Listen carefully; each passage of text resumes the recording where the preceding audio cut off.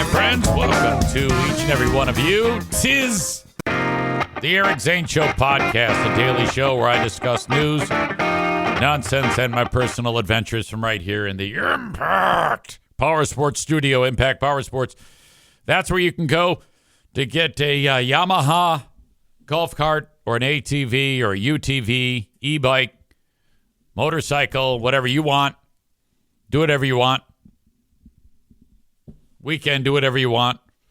They also have a full service department, and they can help you with whatever you need at Impact Power Sports. Online at impactpowersportsmi.com. 2026, I hope it was safe for you. I was in bed at 9:45 p.m. on New Year's Eve. It may have been a record.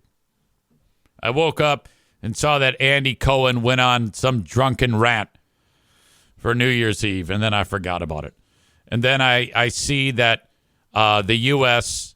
attacked Venezuela. Let me touch on that real quick. I love people who really don't have any idea as to what the fuck is going on in that and just draw their own conclusions and then decide that they're going to go protest. U.S. invades Venezuela, and I mean, that's pretty fucking badass that you can just go into another country and grab the president and his wife. You know? Now, for those of you who don't know, it's 100% a fact that the president of Venezuela is a dictator, and he's also the leader of a drug empire. Okay, so there's absolutely some terrible things that are going on there. In fact, Maduro was, during the Biden presidency, Biden was all about, this is a dictator and we got to do something about him, but nothing was ever done. Okay, so before you go jumping and attacking Trump for what happened, understand that Maduro has been on the radar for quite some time, and before him, Hugo Chavez.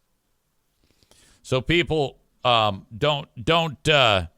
come at me with it's just Trump being Trump. Biden wanted that guy out as well, but it didn't happen, or he didn't do it, or whatever the fuck. So Trump went and did it. And so now you've got people saying, well, the only reason why we went into there was for the oil. Now, I don't know that. You don't know that.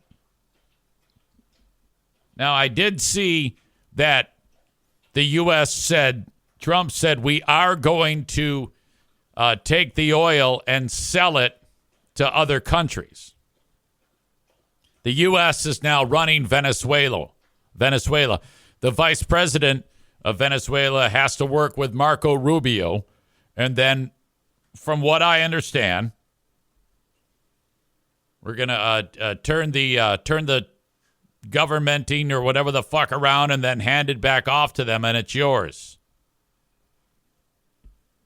So what I'm curious about is if we take that oil that they have, and they have a lot of it, and then they sell it, does that money go to the people of Venezuela or the establishing whatever, feed the poor, whatever the fuck you would use that for in Venezuela? Now, if the U.S. takes the money and pockets it, well, that's pretty ugly. That's pretty shitty, in my opinion.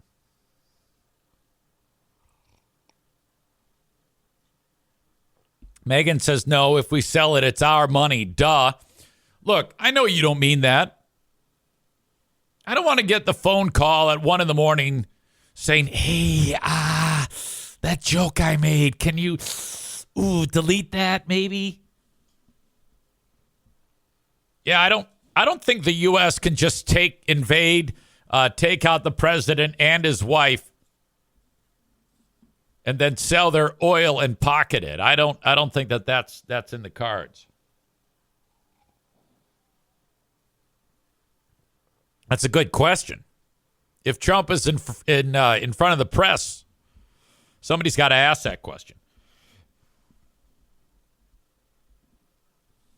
But so they get this guy, and then people immediately start protesting in the streets of all the major metropolitan areas, including some of the fucking stinky hippies went downtown here where I live. And, they were protesting that the U.S. is just doing this for oil. And I don't know that. You don't know that. Nobody knows that. Okay? Fact of the matter is, the people in Venezuela were very, very happy that this happened. You could turn on any clip and play it, and you'll see people are running through the streets saying, thank God we got rid of this asshole. No big deal. That's awesome. That's all I needed to see. So that's it. Now, I will say this. The U.S., I don't think it was about human rights, because there are a lot of places in the world that have human rights violations and we don't lift a finger to. All right?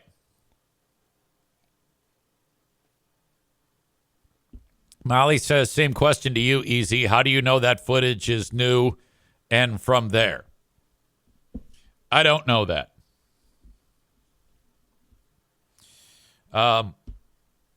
If it were any other nation, the U.S. would not go in, because, like I said, there are nations that have poor leadership and run by a dictator. There's a lot of them, and we don't do anything for those. So, did we go in and do that because of oil, or did we go in and do that because of the narco-terrorism? And I choose to believe that we went in there because of the narco-terrorism. I actually believe 100% that that's why we did that. Again, we got to go back to Joe Biden. Joe Biden saying, we got to take this guy out. He's oppressing the people. The flood of drugs into the United States is terrible, and it's all because of Maduro. And that is the thing that I think is the caveat that some of you folks on the left aren't considering. Your guy, Joe Biden, wanted that guy out. All right?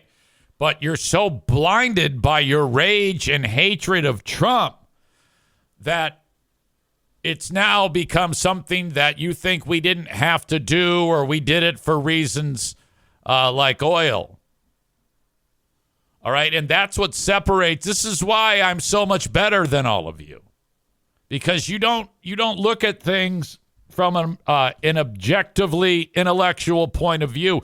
You're looking at it through your rage and your hatred. And it's silly. It's a hindrance to you. I'm telling you. You got to let that go. This is a good thing. The world is a better place without Maduro leading Venezuela. And the quicker you process that, the better day that you're going to have. Okay?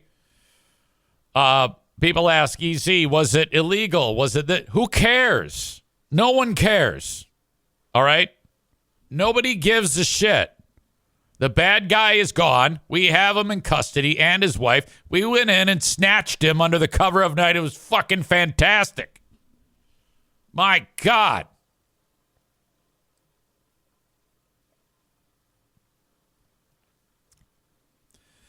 Cole writes, narco-terrorist, check. Evil dictator, check. Country has oil, check. Let's go. Now, I can't go that far. I can't go with that far of taking the oil from the people of Venezuela, and I hope to God that that does not happen. Bread Bowl Brain Chris says, more importantly, this all resulted in one less day of free beer on the air. It was worth it. Yeah, I don't know anything about that. Why is free beer not on the air today? I saw that free beer is not on the air, and I saw that Kelly is not on the air. And I see that it's Wow, what a trio. Hot Wings, Steve, and Maitland. Dear God. Rebecca says, none of this makes sense.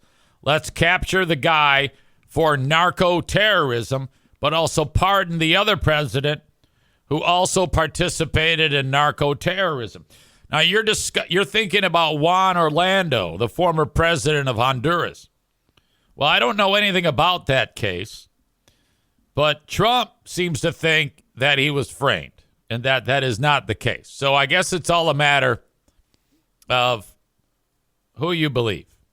But I think that the people who hate Trump, I honestly believe that you got to wrap your mind around what happened here was a good thing.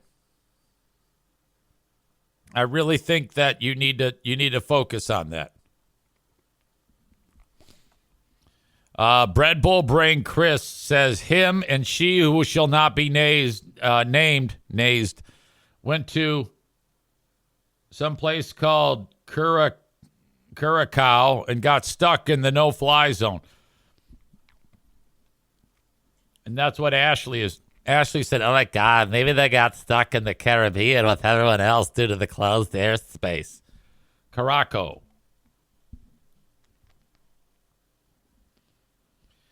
Ben Glaze is here. Ben, the only day I had... Now, last week was a Big Fraud Tuesday.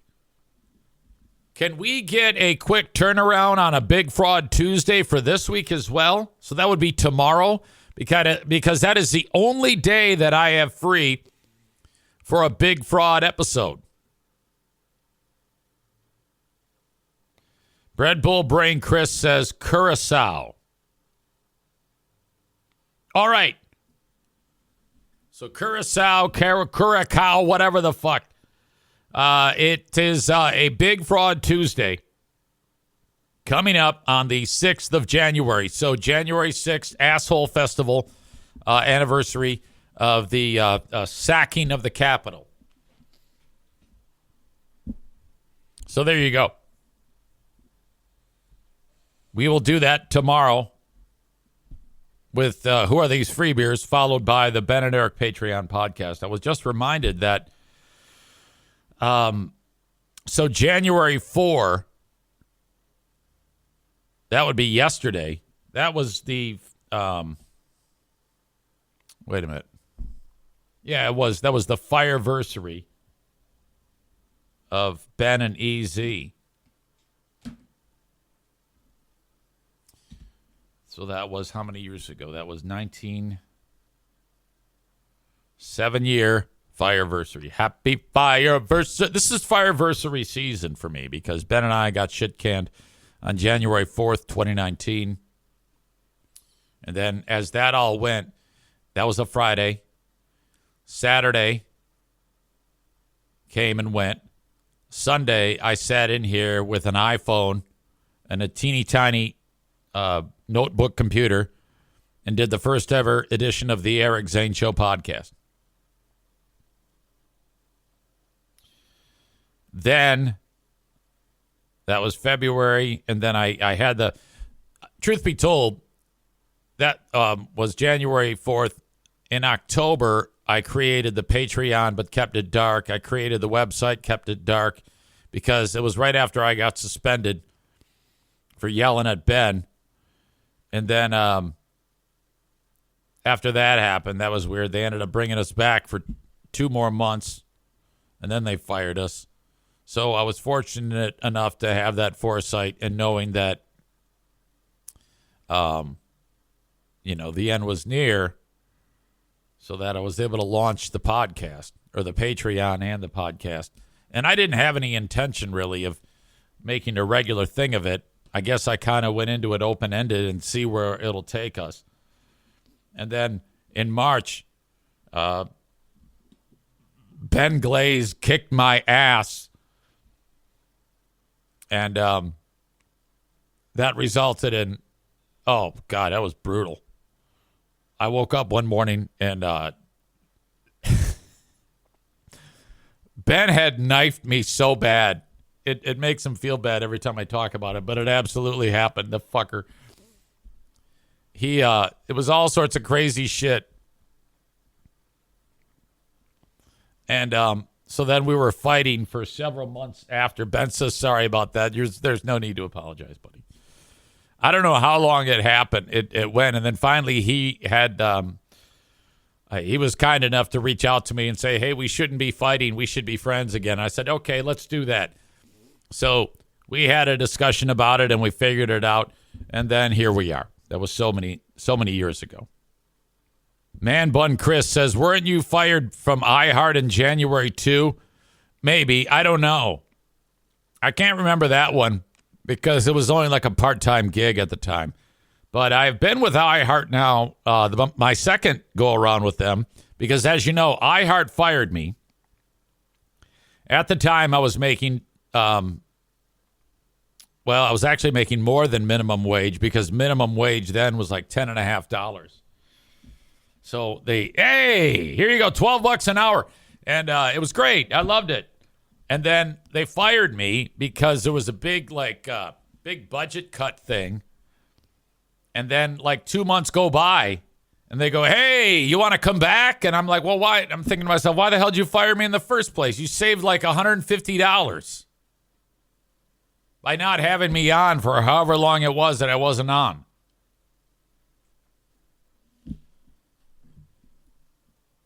They brought me back. And I think, you know what? I think I just got a pay raise. January 1, the Michigan minimum wage went up like $1.30. I was making $5 an hour more making French fries at Bosco's Pub than I am as an afternoon host on Big 101.3. That's ridiculous. I'm still counting on Bosco's to reopen, by the way. Doug said he's trying to buy. If anybody has a location that they can sell Doug in and around the West Michigan community, hopefully in the Hudsonville, Michigan area, Doug wants to own the restaurant. He doesn't want to pay rent. Man Bun Chris says the episode titled A New Hope, I think that's what the first episode was called. You had about two or three NAs burping on the mic. Crazy how things worked out.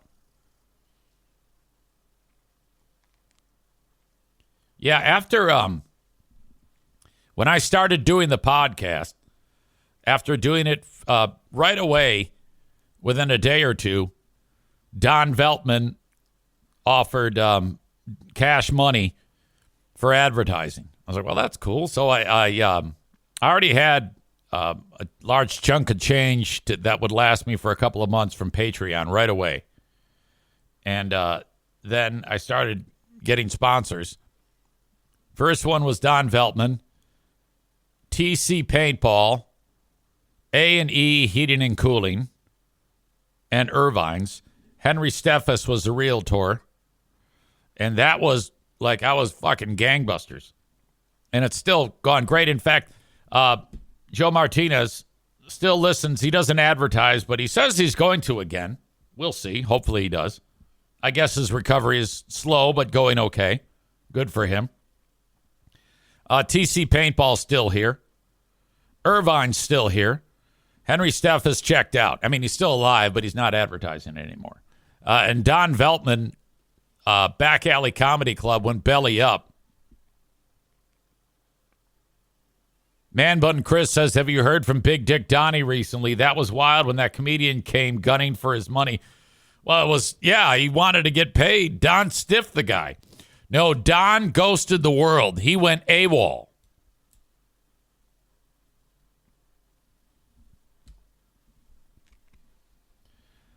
So we were off and running.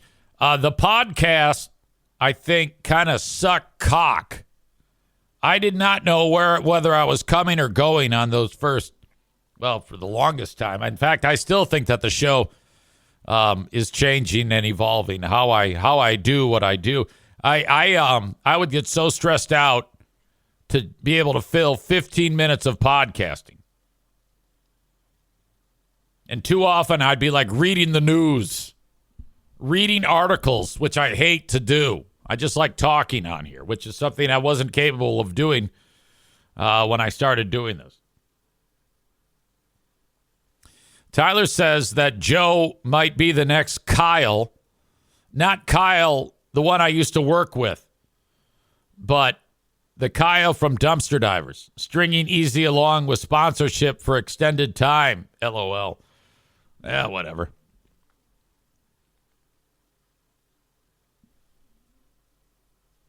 Yeah, well, I think he'll be back. If not, no big deal. Do we even know if Big Dick Donnie is in West Michigan? No, I don't know that. He might be. I know that Michael Rappaport wants to kick his ass. All right. So, 7 years in the books since that firing. The next fireversary comes up. It'll be 10 years for GRD. Excuse me. That, let's see. When is that? God, I don't even know. Sometime in February.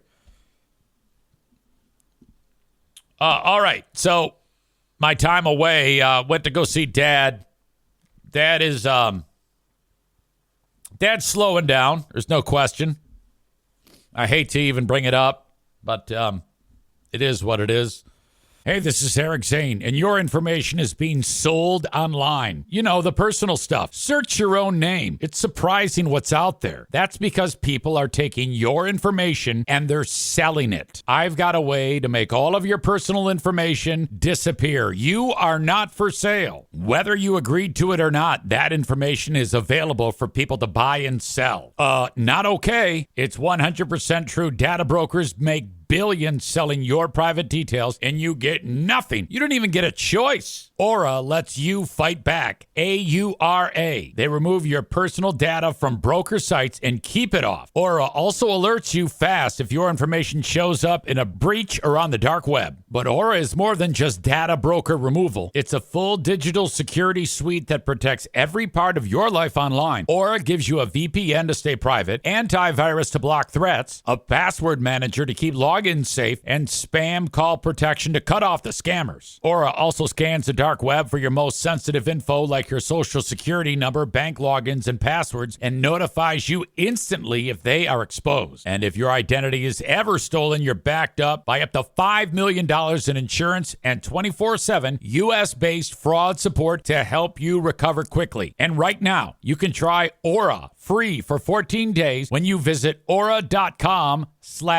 AURA.com/remove. That's enough time for Aura to start removing your personal information from data broker sites. Sign up today at aura.com/remove and get the peace of mind that your privacy, identity, and finances are safeguarded. AURA.com/remove. Certain terms apply. See the site for details. He's hilarious because I come walking in to see my dad. He's all covered up on the couch. And he sees me. I go, "Hi, Dad." And he goes, "Hey." Like, and I can tell he's acting. He doesn't know who the hell I am. He goes, "Hey." And he always kind of does that, you know. He's almost like trying to cover up that he doesn't know who it is. And then right behind me, Pooh Bear shows up. And then he lights up like a fucking jackpot slot machine. Oh, my God. He's so in love with Diana. And he totally remembers her. And they, of course, did great. I didn't take a lot of pictures. I got one nice picture. I could probably send it along to share it with you. I know you love seeing pictures of Dad. And these two together, and Diana's just, my God. She's just the best. Her what do you call it? Recovery continues to go very well. She's doing great. Her energy is still a little low, but she headed off to school today. Vacation is over.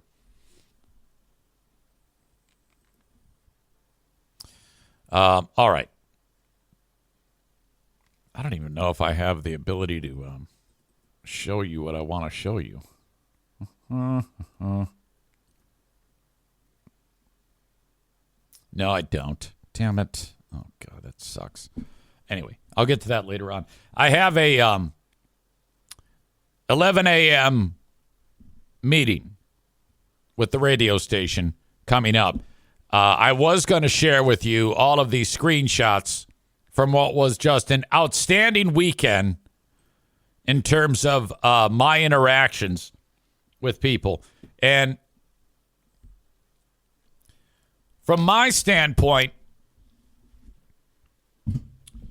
what usually happens is, well, in fact, it always happens this way, where I am doing my thing in my neck of the woods, posting on my own little Facebook page, hey, listen to this show, or hey, listen to this show, or maybe I'll make a funny post about something, and then it involves members of my old show's audience usually go on the attack.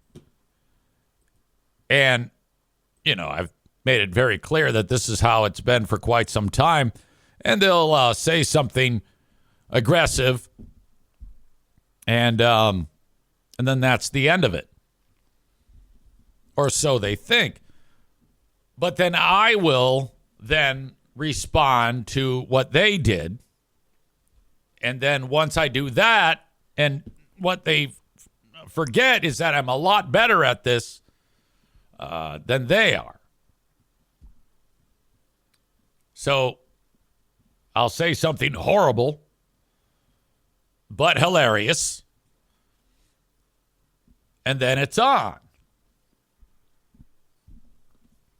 So then that's how it goes. And that was the case for most of the weekend. I spent a good portion of my time looking at the images of people that attack me. And then typically how it goes in my world is the very first thing that pops into my head is what the joke is going to be. And then I don't really have it refined. So then I think about it. I might type it out and then retype it and then retype it and then either delete it or go ahead and publish it. But it's usually pretty ugly and hilarious. Uh-oh. By the way, sorry if the feed is kind of getting wonky. I think it may have, the live stream may have just started to crap out on us. So my apologies if you got that. Hopefully it's back by now. Please let me know that it did return.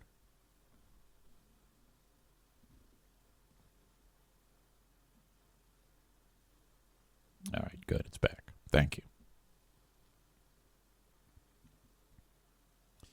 So that was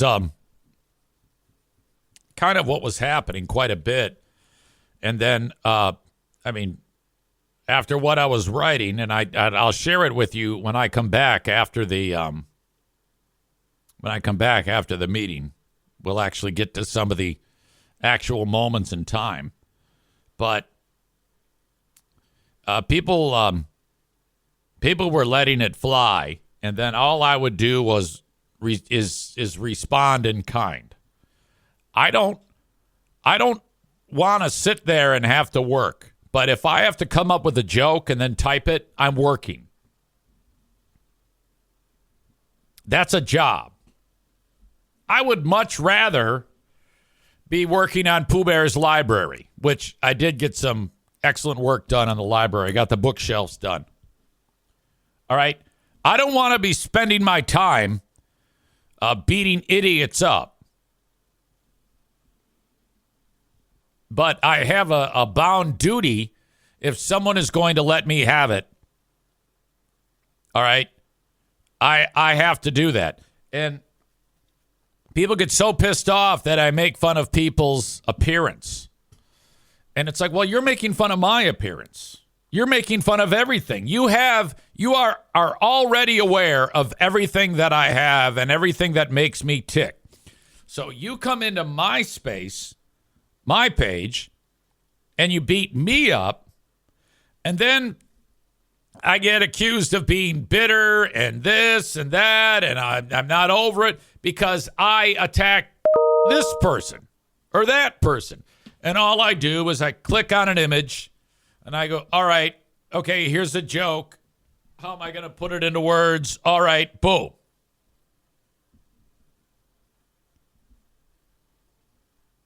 So everybody can attack me, but I can't attack them, apparently.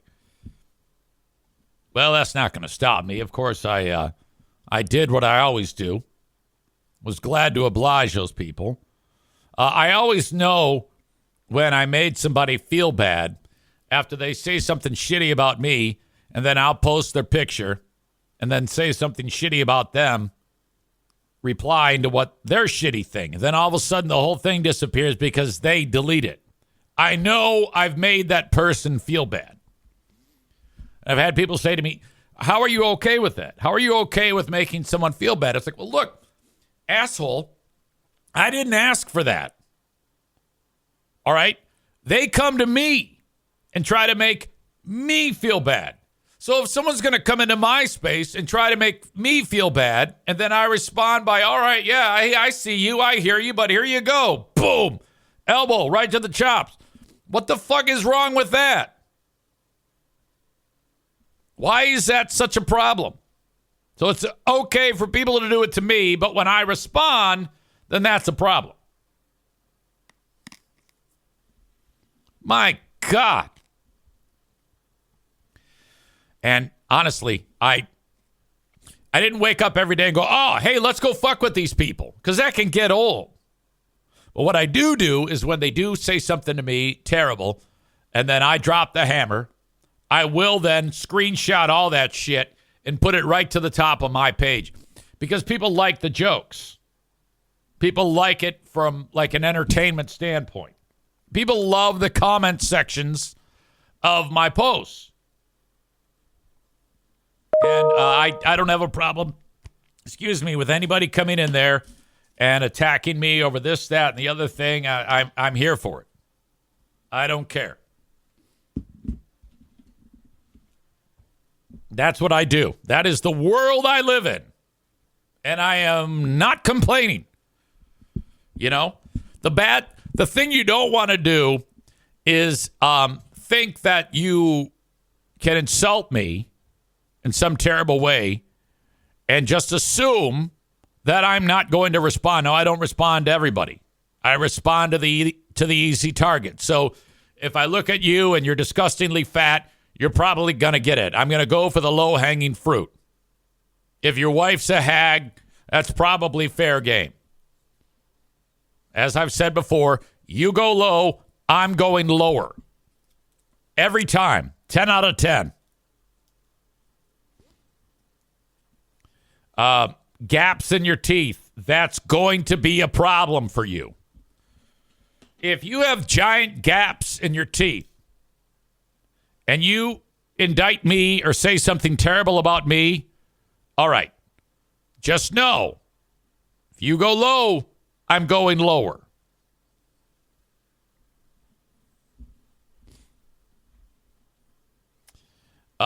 Alan says the Yahtzee dice comment killed me. Yeah, I don't have it in front of me, but just so you know, some lady said something awful. I was like, what the fuck? So I take a look at her, and she's got a picture of her smiling, and I couldn't believe the amount of space between her front teeth. It looked like she could have packed about 4 teeth in between the 2 teeth. I mean, anything would have looked better. She could have stuffed a piece of paper up there, and it would have looked better than what she had. And so I said, you know, if you cram a couple Yahtzee dice up there, no one will even notice. Or something like that. And, oh, my God, I got a lot of reaction out of that. I got a lot of, oh, my God, that's the funniest fucking thing in the world. Or fucking, hey, this is great. Or you're a son of a bitch. You're such an asshole. Again, I didn't make that person come to my page and attack me. If you're in a glass house, don't throw stones. Take a good hard look at yourself. And then some asshole goes, I like how EZ doesn't let us post pictures of him on his page. And I'm like, yeah, I know.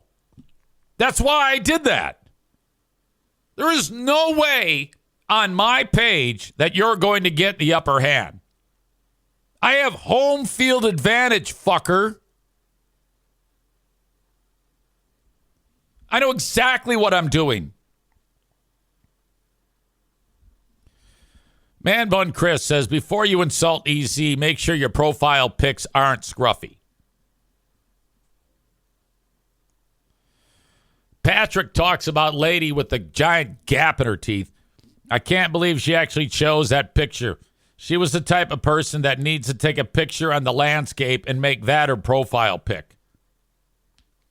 Yeah, that's the thing. You look at anybody who's got like flower or meadow or maybe a windmill or bald eagle or American flag, you know that person's a bow wow.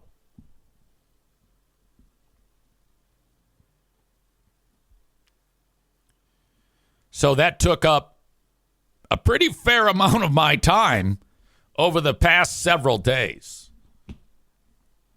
And boy, I was hard at work doing the basketball game,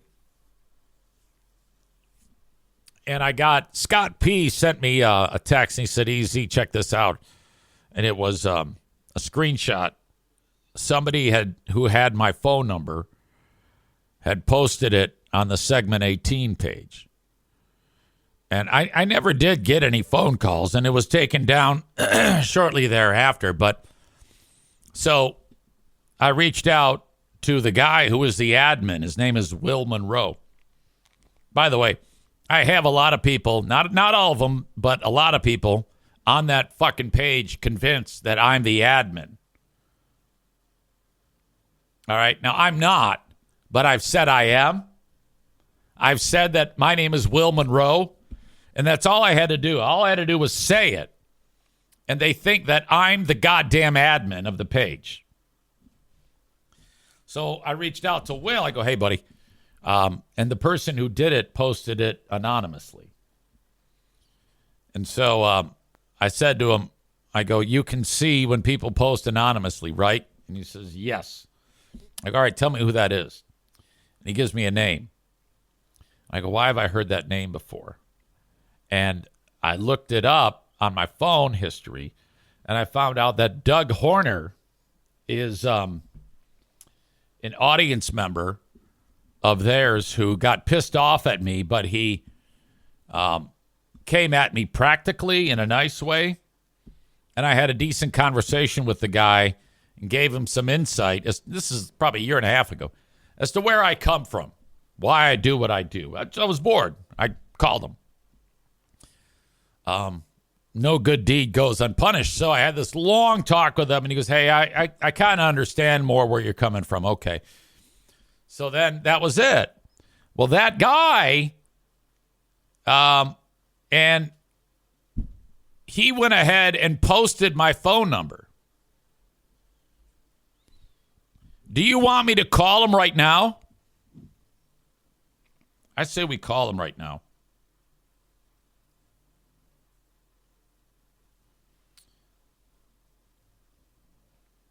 I actually did call him on the way home from the hockey game, and I go, this is stupid. He posted an apology. Hi, you reached the voicemail of Doug Horner. I'm unable to take your call right now. Please leave a message, and I'll return it as soon as I can. Thank you. Damn it. So the post got taken down, and I called him on the way home from the hockey game, and I go, hey, buddy, what are you doing? Why are you doing this to me? What did I do to deserve you posting my personal number? He goes, I don't like that you made fun of the holiday break-in. I go, you know how this works, don't you? Okay? What goes on between these shows is par for the course. That's what happens. I don't give a shit if it's radio show versus radio show versus podcast. What I do is I haven't said anything that's not true. I've gone on record as saying there's nothing fake about the break-ins, but they will forever be known as the holiday fake-ins because of the fact the sniffles, the way the sponsorships go, the way they're not actually at the house when the break-in is going on. It's theater. That's why I call them the fake-ins. He didn't like that. So he takes it upon himself to post my fucking phone number. So I go, dude, we've had conversations before, you and I. We've spoken. You know that I'm a straight shooter. I'll always be honest. All right? So why the fuck is this even happening? And he felt bad. And at least he seemed like it. And I go, you know what? You're foolish. This is a foolish thing that you've done. And he goes, people tell me that all the time. I go, well, maybe pause. Maybe next time pause and wait. No one has reached out to me. No one has, people who got my phone number, at least not yet. I haven't heard from anyone saying any nasty shit. So I said to him, I go, I want you to, and then he says to me, he goes, I took it down. I go, you didn't take it down. I deleted it.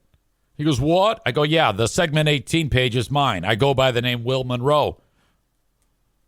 And so he's another moron who believed that. I go, you need to apologize. Are you capable of that? Yeah. I go, all right, go ahead and apologize. And then I hung up and laughed. I don't give a fuck if he apologizes or not. I don't even give a fuck that he posted my fucking phone number. I just wanted to manipulate him and make him feel bad. I couldn't care less. I don't care if anybody has my fucking phone number. Who cares? I just don't pick it up. No one calls me in the first place. And anybody who's going to call me is a number I know. So if I get a call from buttfuck whatever Egypt, I just let it go to the voicemail. What do I care? So I'm basically making this guy on a fucking Friday night or whenever it was, make him feel like a twat, lecturing him, make him apologize on quote-unquote my page, you stupid fuck. No, I don't give a shit if my number's out there. Why do you think I give it out?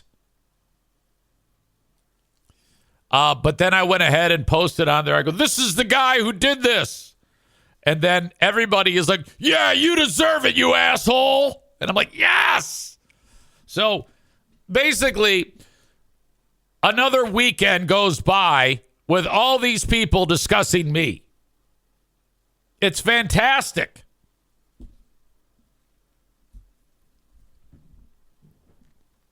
Man Bun Chris says, it's like when you told the dude you had cancer. Yeah. Guy sitting there busting my balls, saying the usual bullshit about me, hates my guts, and he's actually in a one-on-one conversation via Messenger. And I responded with, well, I didn't know what I was thinking anyway. I had just gotten back from my chemotherapy, and my brain wasn't right. And he responds with, oh, fuck, I had no idea, man. Cancer's a bitch. I'm so sorry. I'm sorry to even take up any of your time. I shouldn't have done that. I feel terrible about that. And then I didn't say anything. And then he writes again, hey, look, I just want to make sure that we're cool. After, I didn't realize you're going through, because I wrote, yeah, I've got stage 5 leukemia. I'm going through chemo.